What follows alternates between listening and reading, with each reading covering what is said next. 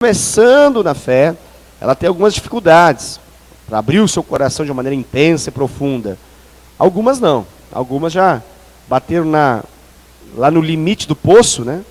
Já se sujaram bastante, já sabe que não tem outra saída a não ser abrir o coração para poder ser curado, tratado e liberto. Mas tem algumas que vêm com muitas resistências, que tem muitos orgulhos, que acha que de fato não precisa, não tem necessidade de estar se abrindo assim. Então, essa pessoa que vai acompanhar, essa pessoa que vai fazer esse acompanhamento inicial, com muita cautela, com muito espírito de fé, com muito amor, vai ministrando e cavando nessa pessoa até que possa alcançar esse nível de maturidade para que a gente possa chamar que existe uma relação de discipulado de fato. Caso ainda não exista essa relação de discipulado, temos um acompanhamento. Então, é um discipulador que está acompanhando algumas pessoas, mas ainda não há uma relação claramente de discipulado. Nós falamos isso porque esse elo, essa relação, ainda não está concluída, ela não está fechada ao ponto que nós podemos dizer discipulador e discípulo. Mas nós podemos ter a clareza e a paz de dizer está sendo acompanhado, está debaixo de acompanhamento. Então, no nosso desejo de cuidar todos, nós conseguimos cuidar todos desse modo. Então, pastor, como que funciona isso? Essa pessoa, ela está ali, mas ela não vai ser considerada como discípulo. Como é que nós fazemos essa contabilidade aí, né? Sim, nosso coração, e a pessoa que está ministrando sobre essa vida, está ministrando como um discipulador. A pessoa, ao ouvir essa informação de discipulado, se eu sou discípulo de alguém, para ela pode ser muito forte, então nós evitamos. Em termos de contabilidade, quando nós queremos saber quantos estão sendo acompanhados, discipulados e cuidados, nós vamos contabilizar. Para a nossa administração, para a nossa paz, de saber que nós estamos de fato acompanhando as pessoas. Mas nós não queremos que tenham algumas palavras que ainda não são entendidas, compreendidas, e que possam fazer com que a pessoa evite, fale, não, eu não quero esse negócio, eu não quero esse negócio de ficar abrindo, não. Eu quero conhecer mais da palavra de Deus, isso eu quero. Eu quero aprender como que eu oro, isso eu quero. Eu quero saber mais a respeito da fé, isso eu quero. Eu quero que alguém me ensine da palavra, mas abrir o coração, para algumas pessoas isso é uma barreira. Algumas pessoas já foram feridas, machucadas por processos que já viveram em outros ministérios, então elas vêm com reservas. Então, nós, com muita suavidade, e com muito amor, mas também com muito espírito de fé, nós aplicamos o discipulado sem ela mesma saber. Até que um dia ela fala assim, mas isso que você está fazendo é discipulado? Eu falei, é discipulado. Então vamos começar. Amém. Mal ela sabe que já começou há 1 mês atrás, 2 meses atrás, 3 meses atrás. Aí ela vai, agora eu sou discípulo do Rafael. Amém.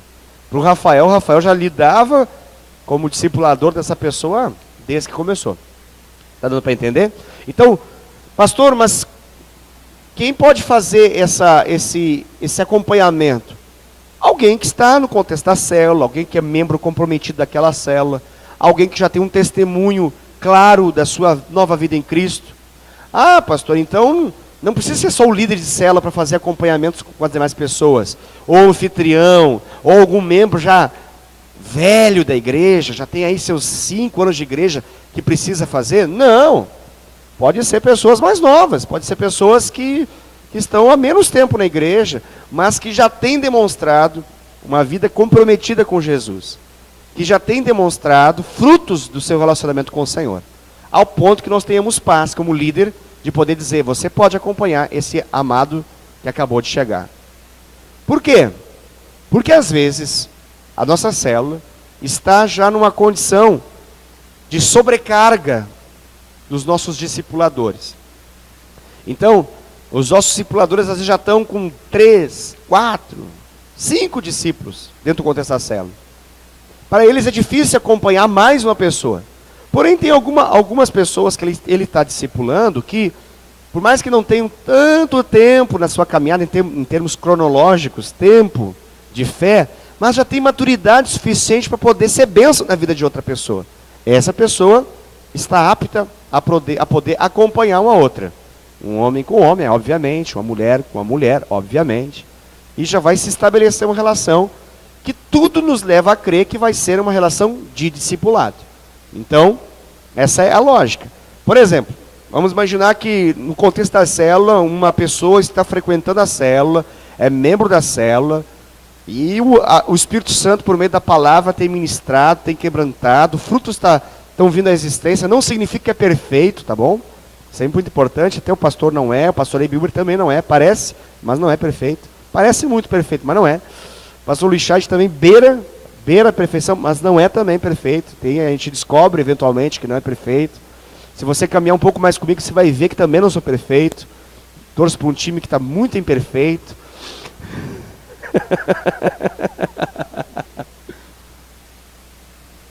Mas a gente tem saúde, né? Isso que importa, né?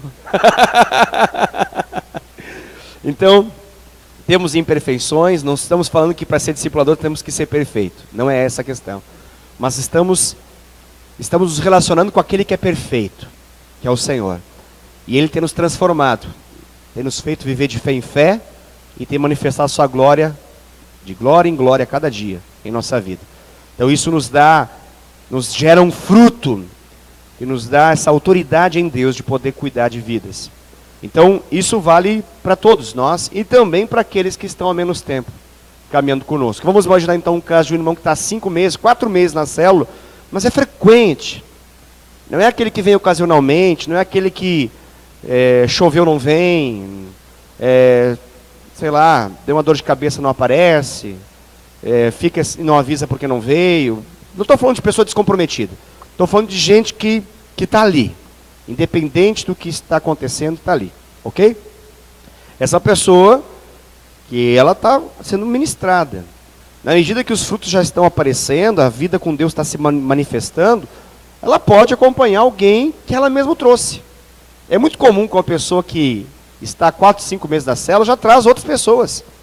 Porque aquilo que ele teve vivenciado na célula é tão bom, tão maravilhoso, tão especial, que ele vai testemunhar para os seus parentes, para os seus amigos, para os seus funcionários, para os seus colegas de trabalho, para os seus colegas de aula e assim por diante. Então, naturalmente, ele vai atrair.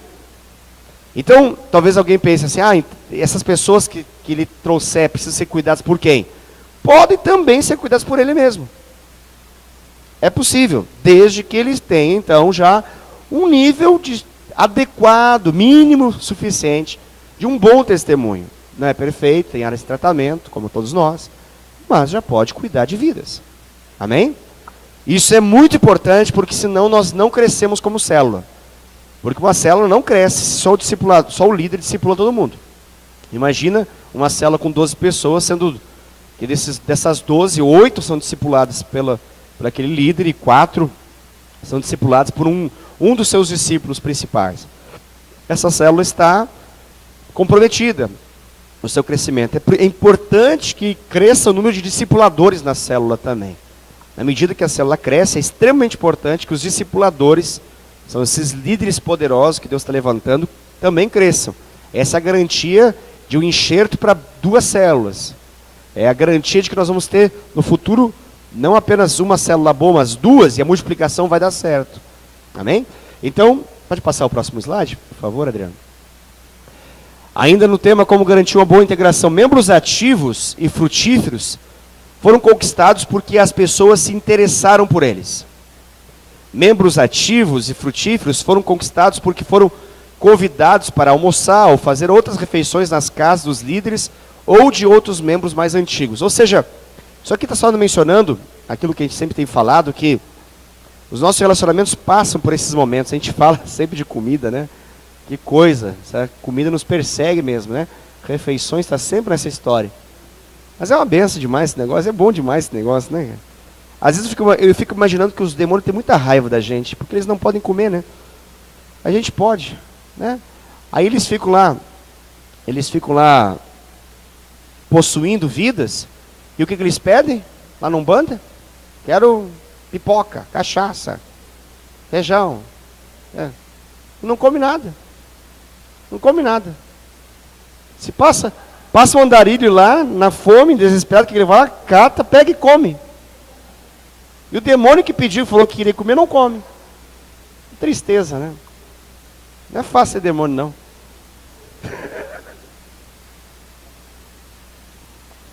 Quem mandou, né? Quem mandou? Quem mandou se revoltar e se rebelar contra Deus, né? Nem comer pode, miserável. Às vezes a maneira de agredir os demônios é sentar com aquele prato gostoso na frente, agradecer ao Senhor e mandar assim, mas salivando assim, sabe? Saboreando o prato. Eu imagino que Satanás fica com uma raiva. Porque ele percebe que é bom para a nossa cara, ele percebe que é bom. É um negócio legal. É um negócio legal. É tão legal que a Bíblia fala que se nós temos o que comer, o que se vestir, nós podemos estar muito gratos ao Senhor. Então, se está no aspecto daquilo que Deus está nos dando, então glória a Deus. Óbvio que a gente tem que cuidar, maneirar, questão de cuidar o corpo, mas comer é muito bom. E, além disso, de comer ser algo muito bom, comer junto com os irmãos, junto com as pessoas, isso ajuda muito nas nossas relações. Então, o que a gente está mencionando aqui é que essa boa integração e essa garantia que as pessoas têm de serem membros ativos e frutíferos passa muito pelo modo como elas são bem integradas. E a integração, ela passa também por esses momentos de nós gastarmos um pouco mais de tempo com alguma pessoa.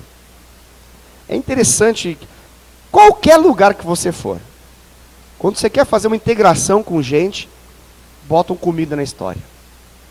E coisa interessante esse negócio. Já percebeu isso? Vou dar um exemplo assim. Agora eu sou um representante sei lá, eu lancei um produto, eu lancei uma jarra nova. E eu quero fazer vocês revendedores de jarra para todo Indaiatuba. Eu não posso convidar vocês e falar que agora, dá todas as características da jarra, eu tenho que fazer um coffee break. Eu tenho que botar uma alimentação nessa história. Por quê? Porque através desse momento de refeição, através desse momento, se firma um relacionamento mais profundo. Se dá uma relação não apenas mecânica, não apenas fria, mas dá uma ideia de relacionamento, mesmo que seja algo tão comercial, algo que envolva um negócio em si. O nosso negócio é diferente. O nosso negócio não é vender jarra. O nosso negócio é viver o reino de Deus. O nosso negócio é viver a vida do Senhor. Então, é muito importante que nós possamos, de fato, entender essa lógica de que membros ativos e frutíferos foram conquistados porque houve um elo mais profundo que simplesmente a reunião em si. Eu percebo algumas pessoas, me vem à mente, né? A gente caminha nas células e eu vejo que alguns líderes, às vezes ficam até chateados demais, com alguns membros de células que eles são fiéis na célula, mas termina a reunião da célula, quando diz amém, a pessoa fala, ok, eu preciso ir embora. Essa pessoa nunca, esse líder consegue contar para nada. Para nada. Ele não consegue criar um vínculo mais. A pessoa, me vem algumas pessoas assim na mente agora enquanto estou falando. As pessoas, elas só se dão o direito de estarem ali naquele momento, da 1h, das 8 até as 9. Essa pessoa, ela não consegue ser discipulada. Essa pessoa, ela não vai ser um discipulador. Essa pessoa, ela não é um membro ativo da célula que a gente possa levar em consideração como um membro comprometido que ajuda os demais membros que estão iniciando. Então, é muito importante que essa pessoa, de algum modo, possa ser conquistada. Porque ela não foi integrada ainda. Ela está ali, mas ela não... Essa pessoa, ela não vai poder orar. Você pode perceber. É aquela pessoa que você fala, você pode orar? Ai, não. Você pode trazer... Ah, não. Você pode fazer isso? Não. Ela está sempre... Ela está ali. Às vezes tem 1 ano ali, 2 anos ali, 3 anos ali, na mesma célula. É incrível isso. Como é que pode acontecer isso? Mas acontece. E ela não consegue ser vinculada. Ela não consegue ser integrada de fato. Então é muito importante que nós possamos entender que nós precisamos fazer algo em relação a isso. Não podemos apenas contemplar isso. Precisamos ter uma ação, um plano de ação em relação a essa integração. Integrar de fato essas pessoas, para que elas possam ser membros comprometidos. Não precisa ser só o líder que pense, formule esses momentos. Obviamente que não. Os membros mais antigos daquela célula também podem e devem fazer isso. Se você percebe que existem pessoas na sua célula que elas ainda não foram integradas, não entenda que essa deve ser apenas uma preocupação do seu líder de célula. Talvez você possa conversar com o seu líder de célula sobre isso. E juntos pensar um plano de como integrar essa pessoa. É muito importante. Se o nosso desafio é crescer, e se tem uma pessoa que está ali, mas ela está ali, mas a gente não sabe o nível de integração dela, nós precisamos garantir esse nível de integração dela, com ela. Então, pensemos algo. E uma dica que envolva refeição. É importante. Não é por mim não, estou falando por causa dela, tá? Não pense que eu estou querendo comer nessa história, não. É por causa da pessoa, da pessoa em si. Até porque ela fala assim, eu preciso porque eu preciso fazer a janta. Aí você fica, como? Tem um monte de comida aqui. Precisa fazer a janta dos meus filhos, precisa fazer a janta do meu marido. Precisa... Então tem sempre umas questões que também envolvem refeição, mas ela não é ali. Então a gente precisa criar um vínculo, alguma ideia que possa se ter para incluí-la e fazê-la ter um momento de comunhão mais profundo. Pode passar o próximo, por favor, Adriano.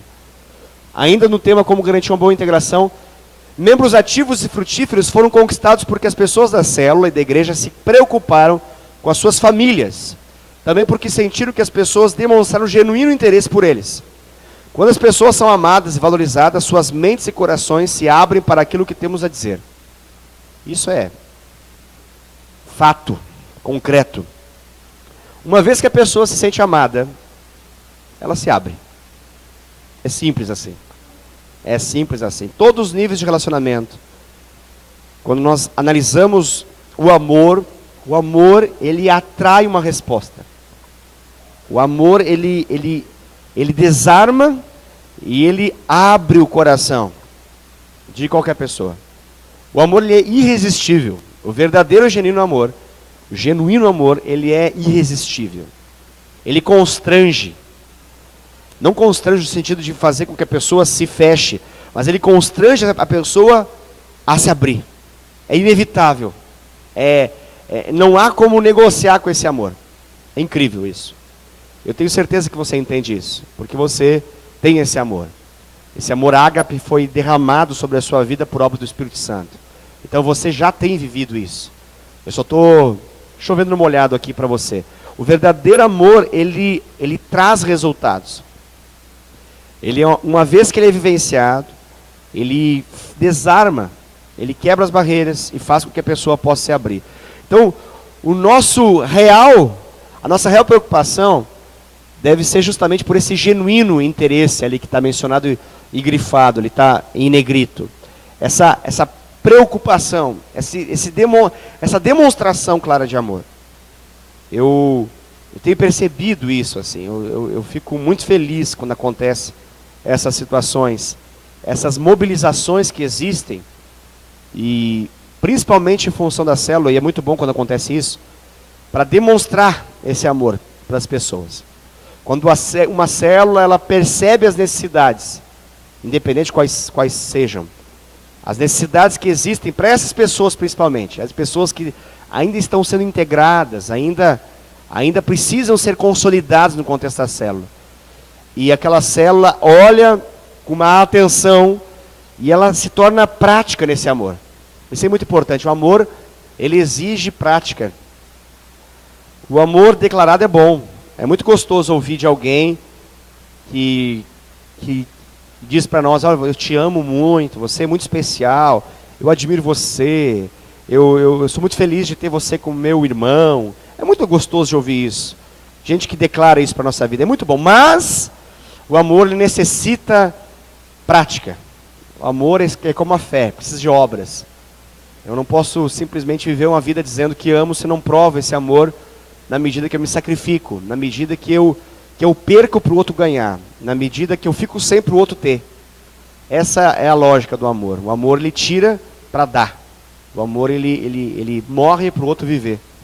Então, esse amor ele tem esse desafio para acontecer em cada uma de nossas células. Em cada uma de nossas células.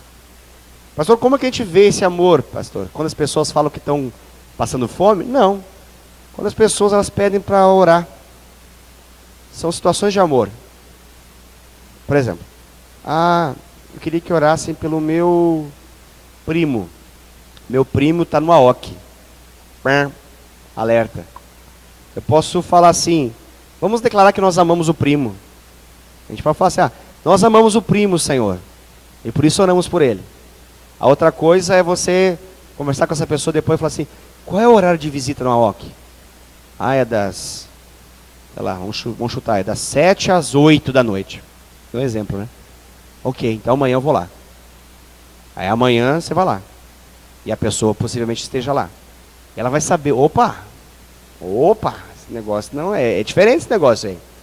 Não é só assim de, vamos orar para que a fome na terra acabe, para que a guerra da Síria termine, para que Bashar al-Assad se converta. Não, a gente está manifestando amor ao primo. Está conseguindo entender? Então, as necessidades que as pessoas expõem, elas não podem ser apenas interpretadas em termos de intercessão. Elas precisam ser interpretadas em termos de oportunidade para poder amar. Quero orar pelo meu casamento. Quero orar por meu filho. Quero orar por isso. E assim vai. Algumas situações, elas são um pouco mais difíceis de nós chegarmos no primeiro momento. Algumas situações, elas envolvem... ela é um pouco mais complexa. Exige a liberação de uma outra pessoa para que a gente possa entrar e expressar esse amor. Mas não nos limitemos no primeiro momento. Não achemos que é impossível. Porque às vezes a gente acha assim, acho que precisa acionar o pastor Ibiúbra para ele falar com o pastor Luiz Chay, para falar com o pastor Daniel, para conversar com o pastor Wesley, o pastor Wesley falar com o Rafael, para o Rafael falar com o líder da minha célula, para o líder da minha célula falar com o discipulador dessa pessoa, para ver se eu posso de repente ir lá na casa dela e orar com alguém. Entendeu? Que às vezes parece que é assim. E a gente pensa, é muito complexo amar, pastor. É muito complexo esse negócio, se importar.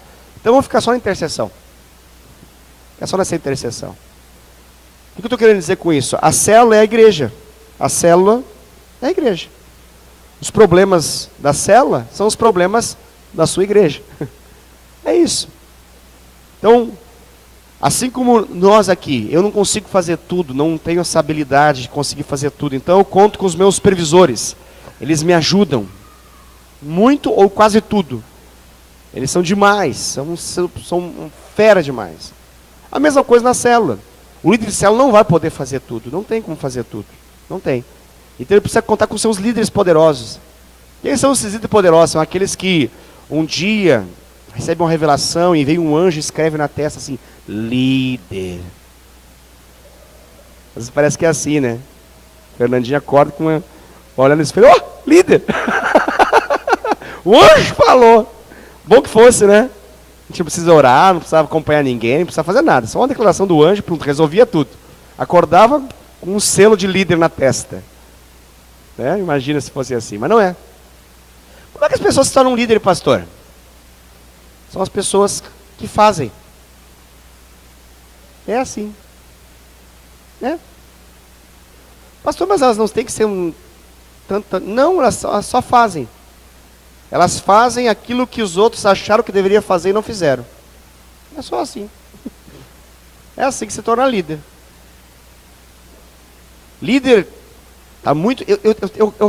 Eu acompanho assim, dramaticamente, um amado irmão, conhecido nosso.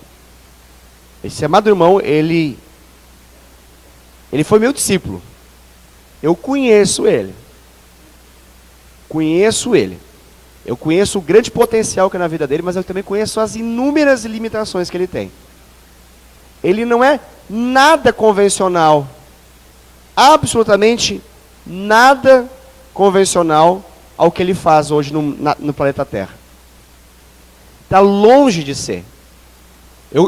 Se eu fosse escolher, eu colocaria qualquer outra pessoa, menos ele, para poder ser o que ele faz hoje. Lá no Irã. Mas ele é possível que vai ser, não estou profetizando isso, mas é possível que no céu ele vai estar entre aqueles que morreram pregando o evangelho. Ele vai ser um dos mártires, bem possivelmente. Está à beira de ser.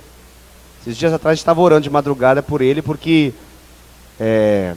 o governo iraniano descobriu ele lá, e ele conseguiu fugir a tempo, deixou para trás toda a sua tecnologia, seu smartphone, seu tablet, pegaram e prenderam então o contato dele iraniano. Não se sabe mais o que vai acontecer com esse cristão iraniano. Mas ele é uma pessoa nosso conhecimento. Nós sabemos muito como ele é. Muitas limitações. Só que tem uma coisa nesse cara que ele descobriu. Ele descobriu e ele aceitou fazer o que ninguém quer fazer. Ele não ficou muito tempo esperando se ele ia ser apóstolo, profeta, pastor, evangelista, mestre, o que ele falou: eu vou gastar a minha vida pregando o evangelho aonde ninguém quer pregar. Então, ele sai de um país, agora ele, por exemplo, ele fugiu, ele saiu da ele conseguiu sair e ficou um dia inteiro pelo deserto até poder sair então do Irã, entrou para a Turquia. Não sei o que vai acontecer com ele agora. E assim ele vai. Ele vai de país em país, pregando o evangelho. Limitado. Tecnicamente limitado. Não é, Dai? Tecnicamente limitado. Muitos já disseram para ele: não faça essa besteira. A grande maioria já falou para ele: não faça isso. Eu nunca tive coragem de falar para ele: não faça essa besteira. Eu incentivei ele. Nunca disse: não faça besteira. Mas por dentro eu falava: meu Deus do céu. Mas ele é muito único. Ele é muito único. E ele está cumprindo com algo que quase ninguém cumpre. Volta e meia ele me manda assim, de forma quase que criptografada, o que ele está fazendo. E é espantador o que ele está fazendo. Conseguir levar muçulmanos a Cristo, batizar muçulmanos em pleno país muçulmano, onde se tornar cristão significa ou morrer ou perder todos os seus direitos. E ele está pregando o evangelho assim. E vai. Pode ser que morra. E ele não está nem aí para isso. Por quê? Porque ele quer ser o cara que faz, quando muitos que podiam fazer, olharam e pensaram: deixa para outro fazer. Então aquele que não tinha nada para poder fazer, falou assim: eu vou fazer. E é um líder. Tem um grande reconhecimento hoje, está ganhando-se muito. Se não morrer antes, vai ser muito reconhecido no Brasil. E muito, muito famoso daqui a mais uns tempos. Vai ser, com certeza. Já aumenta a sua fama. Mas eu conheci esse menino como nada. É ou não é, Dé? Assim foi toda a trajetória dele. Vir para Curitiba foi assim também. Saiu da sua terra, da sua parentela, da sua realidade, com todas as pessoas dizendo: você não pode. Você não tem a menor possibilidade de fazer isso. Ele está continuando a fazer. E ele não vai parar, não. Ele me veio à mente agora porque é um retrato de alguém que entende o que significa. Se tem uma coisa que ele entende, é isso, né, Thay? Liderança. Se ele foi um negócio que foi habilmente treinado, é liderar pessoas. Com todas as limitações que ele possa ter, ele lidera muita gente. Ele é apaixonante. É difícil andar com ele sem se apaixonar por Jesus. Extremamente apaixonante a relação que ele tem com Deus. Mas é extremamente limitado. É completamente desqualificado por qualquer tipo de relacionamento que você queira. Profissional, de amizade profunda. Ele vai errar com você um monte de coisa. Mas ele vai viver o propósito de Deus.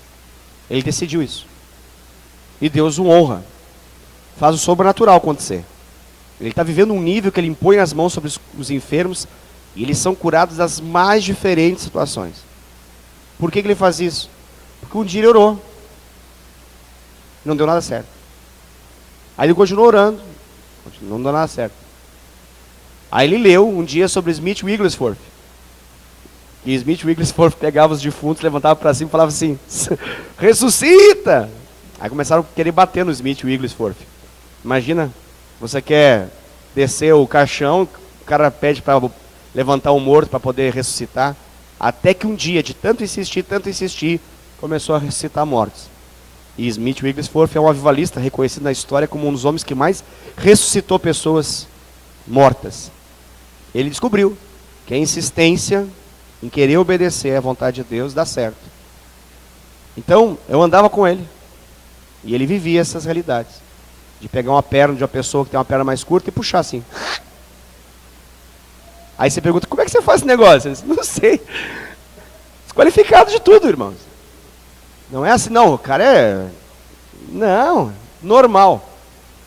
Se sentasse ao seu lado, você ia falar, é ele, pastor? É ele. Esse cara hoje deve ter conhecido mais de 20 e poucos países já, né? Nesse curto intervalo de tempo que a gente conhece ele. Pregando o evangelho. Pregando o evangelho. Vive da fé. Não tem mais nada.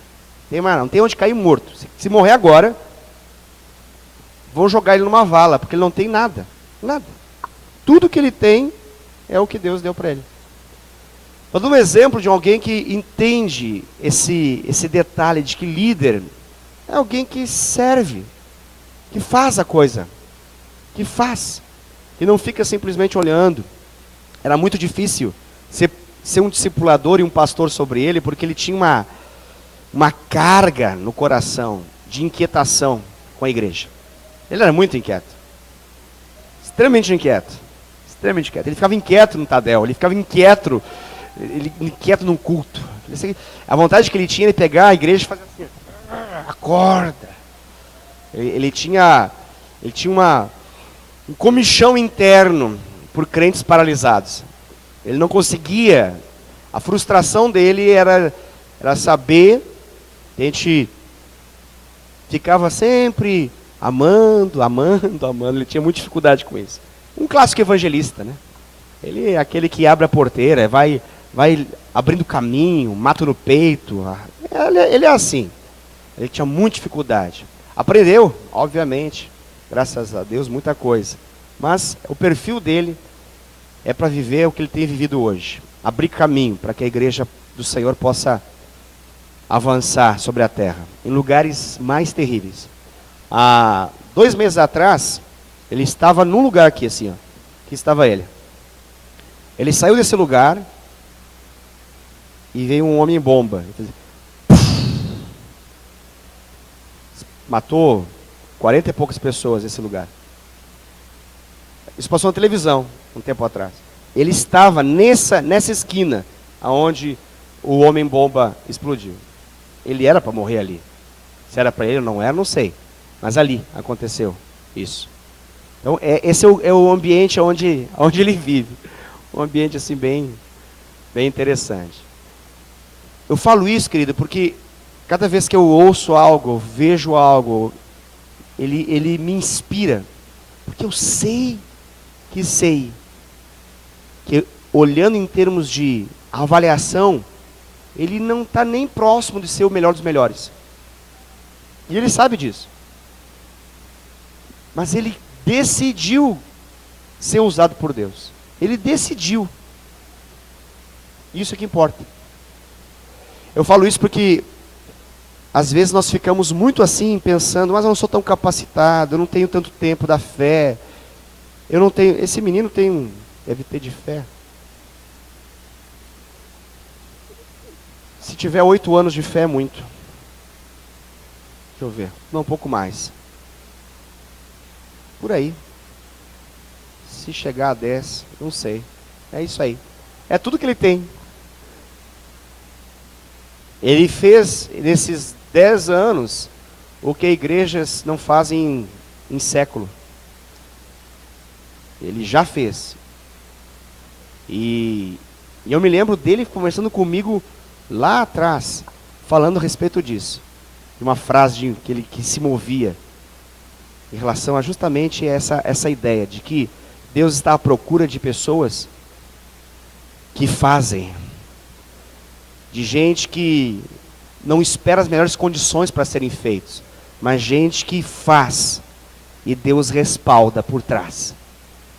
Ele se movia diante de uma palavra de Atos que em Atos fala e eles pregavam o evangelho e o Espírito Santo os acompanhava. E o Espírito Santo manifestava o seu poder atrás deles. Mas primeiro eles pregavam o evangelho.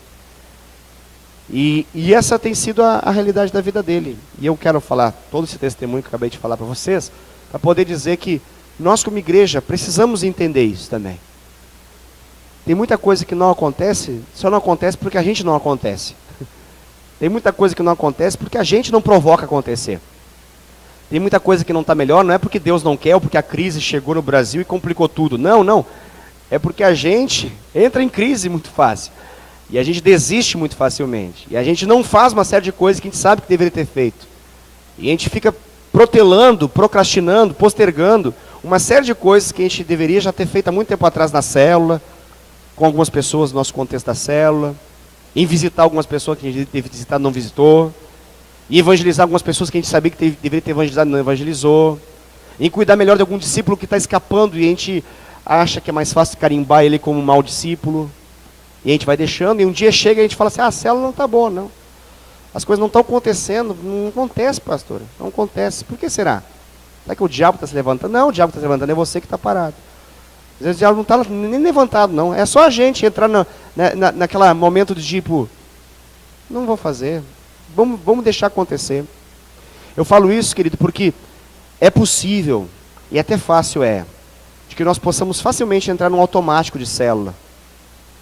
E nós precisamos entender que esse automático não muda as realidades, que precisam de fato ser mudadas.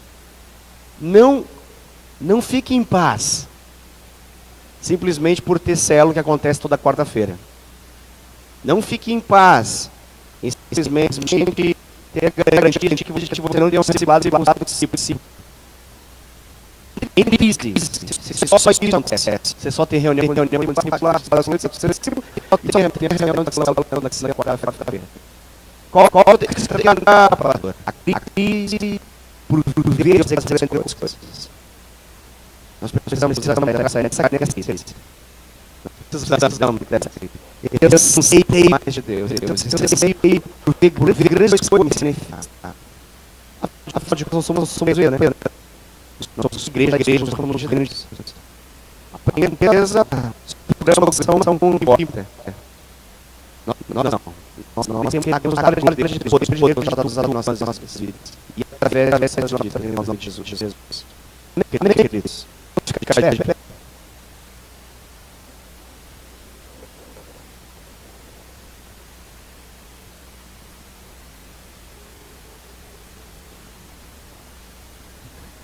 Eu quero convidar vocês a não se passar diante do que tem falado.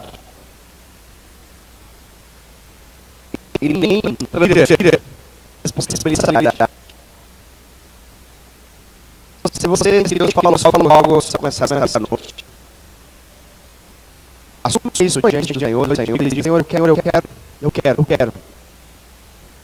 um processo que está muito exausto, quero fazer. A palavra fala assim, para as impor as mãos sobre o livro de Deus, você pode ser dos braços. Eu não acho que será alguém que tem ou que tem uma devida informação. Por isso, não pode pôr as mãos sobre os livros de seres devorados. O Senhor me salvou. O Senhor me deu o Espírito Santo. Então, eu sou um cristão. Eu tenho liberdade no nome de Jesus. Vou começar a pouco mais sobrenatural. Eu vou começar a orar com a pessoa. Não importa. Se ela diz que está com dor de cabeça, que já vai ser a cadeira com ela. Não vou só recomendar, toma uma pirina. Todo mundo viu. Toma um só dos mil. Eu quero que Deus possa nos dar uma oportunidade para que a gente possa viver o Senhor sobrenatural em nome de Jesus. Feche seus olhos, querido. Fale agora. Fale com ele agora.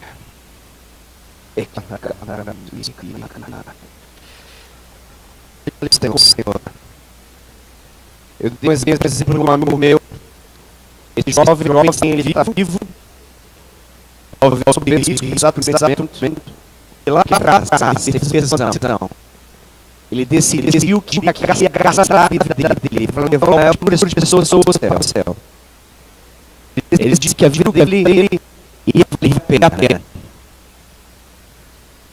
Ele decidiu que a vida dele era valer a pena. Eu conto esse testemunho só para você ficar morativamente. que nesse momento você pode dizer para você, Senhor, que a minha voz estava certa a pena. Me livre da unidão espiritual. Livre de semente crente bom. Eu não estou pensando em crente bom. Eu quero cumprir com Senhor. Eu não quero ser apenas bom. Tem muitos são bons na cidade, Senhor. Tem um monte de gente que são bons na cidade. Gente boa, vai à igreja de semana.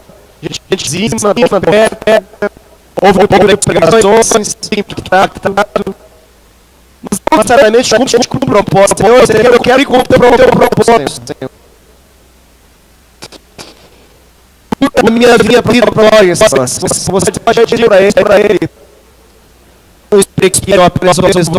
Olha o Senhor, para ele, Senhor. Minha vida, Senhor. Eu sei que não sou Deus dos melhores, eu sei que eu não entrei aqui os mais aptos para fazer aquilo que eu preciso fazer, mas eu estou disponível, Senhor. Eu estou à disposição. A palavra me faz entender que eu estou ensinando a procurar por coisas. O Senhor está à procura dos níveis, dos postos. A minha vida, Senhor. Usa a minha vida para a Senhor. Me deu a oportunidade de orar com as pessoas. E essas pessoas deu a tua glória, Deus.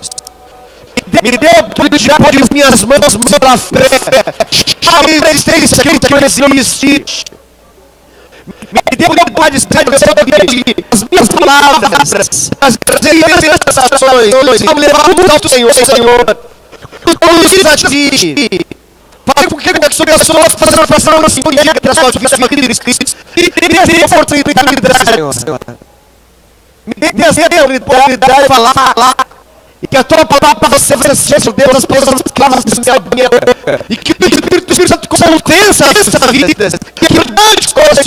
E que me toque essa coisa dessa daquilo que eu fui olhar lá, Deus. Em nome de Jesus. Me dê essa oportunidade. Me livra para beber essa célula na minha casa. Me livra de apenas uma célula qualquer. Me livra, Senhor, Deus, acima de sempre, entrar agora para preparar um alimento. E resumiu tudo isso. Não queremos simplesmente isso. Nós queremos Deus sobrenatural. Nós queremos sobrenatural. Nós queremos o nosso sobrenatural. Eu tomo sobrenatural em cada sessão. Eu busco Deus em nome de Jesus, com teu fogo, a tua glória. Nada em nome de nome de Jesus. Em nome de Jesus. Eu não preciso a palavra lá será certa. Quando eu te pedir para Deus, eu vou testemunhar. A tua glória, em nome de Jesus. Fogo, Senhor Deus. E prepare-te, Senhor Deus, construções. Em nome de Jesus. Em nome de Jesus. Eu quero, Senhor. Eu quero por palavra de Deus. Mais de Deus. Mais de Deus por essas células. Mais do Deus, Senhor. Mais da tua unção, Pai. Mais do Senhor, pode prazer. Eu quero pelo Pai, no nome de Jesus. Por isso, nós estamos transformando vida, transformando famílias, transformando filhos em nome de Jesus. Eu clamo, Senhor. Eu clamo, Pai. Essa cidade da tua casa para da glória. Que dá a tua estratégia de avivamento, Pai. Que dá a tua estratégia de avivamento, que dá vivimento, Senhor Deus. Usar um grande movimento, se encontra na rua, em cada avenida, em cada estrada, em cada fila, em cada bairro, essa cidade, em nome de Jesus. Podemos dizer isso, Senhor, todos os corações, você procurou unir a vitória. Não somos melhores, mas somos disponíveis nas tuas mãos. Usa nossa vida, Senhor. Usa nossa vida para a glória da nossa Senhor. Permita, Senhor Deus, os alegres que o coração. Toca a palavra da família que existe, mas nem alegria, maior festa não. Senão de quando beber gordura se arrepende, se essa é a razão que a alegria que o coração não reparte essa alegria nos outros, Senhor. A palavra fala que dure Senhor, fortalece que nós vivemos fortalecido, força, Senhor. E nós queremos fortalecidos, Senhor, por causar alegria no coração. Em nome de Jesus, Pai. Abençoa a vida de sua vida, que elas vão dizer, mas as irmãs vão entrar nessa noite. Mas é Deus, você falou, em nome de Jesus. Do Senhor, se manifeste. Vida, em nossa célula, aqui, sábado, em nome de Jesus. Vive os nossos olhos por lados. Que não queremos ser de lado frio. Que seja de lado porque a glória toque. Estamos para ficar amados, Senhor. Em nome de Jesus. Em nome de Jesus. Amém. Amém. Deus abençoe a sua mão, em nome de Jesus. Deus abençoe a sua vida. Hoje eu reparti o meu coração com você. Não foi tão digital um discurso, mas eu creio que é importante. Eu acredito que de fato Deus tinha liberado o coração na nossa vida. Deus te abençoe, em nome de Jesus. Eu tenho suas casas. Amém.